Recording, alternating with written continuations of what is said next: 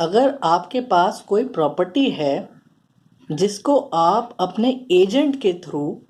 उसके नाम पे पावर ऑफ अटॉर्नी बनाकर बेचना चाहते हैं तो ये वीडियो आप ज़रूर देखें। देखिए, ऐसी कई सारी सिचुएशंस हो सकती हैं जिसके अंदर एक इंसान अपने एजेंट के थ्रू प्रॉपर्टी बेचे उसके नाम पे पावर ऑफ अटॉर्नी बनाकर। हो सकता है कि इंसान सीनियर सिटीजन हो जिसको काफ़ी सारी हेल्थ प्रॉब्लम्स हो, या फिर कोई बेड रिडन हो,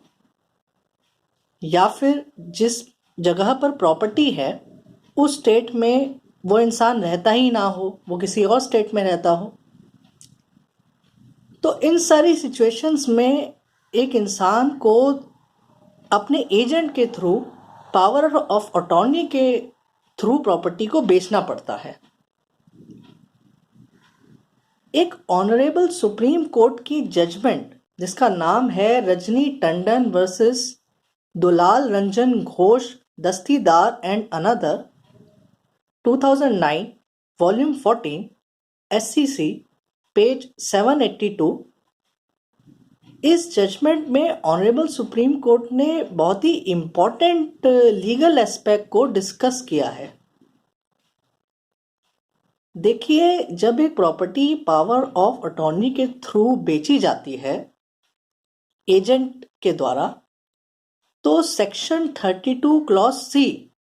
और सेक्शन 33 रजिस्ट्रेशन एक्ट का अप्लाई हो जाता है। तो ये सेक्शंस ये बात कहते हैं कि अगर कोई इंसान अपनी प्रॉपर्टी पावर ऑफ अटॉर्नी के थ्रू बेचना चाहता है तो उस पावर ऑफ अटॉर्नी को रजिस्ट्रार के ऑफिस में जाकर ऑथेंटिकेट कराना लॉ के हिसाब से मैंडेटरी है। तो बहुत सारे हाई कोर्ट्स इस पर डिफरेंट जजमेंट्स दे रहे थे। तो ऑनरेबल सुप्रीम कोर्ट ने लॉ को क्लैरिफाई किया है और दो सिचुएशंस बताई हैं जिसमें कि एक प्रॉपर्टी जब एजेंट के थ्रू बेची जा रही है तो क्या ये सेक्शन अप्लाई होंगे या नहीं। देखिए, एक सिचुएशन ये है जिसके अंदर की जो प्रॉपर्टी बेचना चाह रहा है उसने सेल डीड पर तो साइन कर दिया, पर बाकी के सारे काम जैसे कि उस प्रॉपर्टी के कागजों को अब जो रजिस्ट्रार के ऑफिस में रजिस्टर करवाना है वो काम ना करना चाहता हो और इसलिए वो एक एजेंट अपॉइंट कर रहा हो पावर ऑफ अटॉर्नी के थ्रू, जो कि सेल डीड को रजिस्ट्रार ऑफिस में रजिस्टर करवाए। और दूसरी सिचुएशन ये है कि इंसान पावर ऑफ अटॉर्नी के थ्रू सारे काम ही एजेंट के थ्रू करवाए, जैसे कि साइन भी सेल डीड पे एजेंट ही करेगा और रजिस्ट्रार ऑफिस में सेल डीड को रजिस्टर भी वही करवाएगा।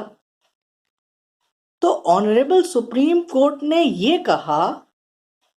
कि अगर एजेंट को पावर दी गई है कि सेल डीड भी वही साइन करे और रजिस्ट्रार ऑफिस में रजिस्टर भी वही करवाए, तो सेक्शन 32C और सेक्शन 33 के तहत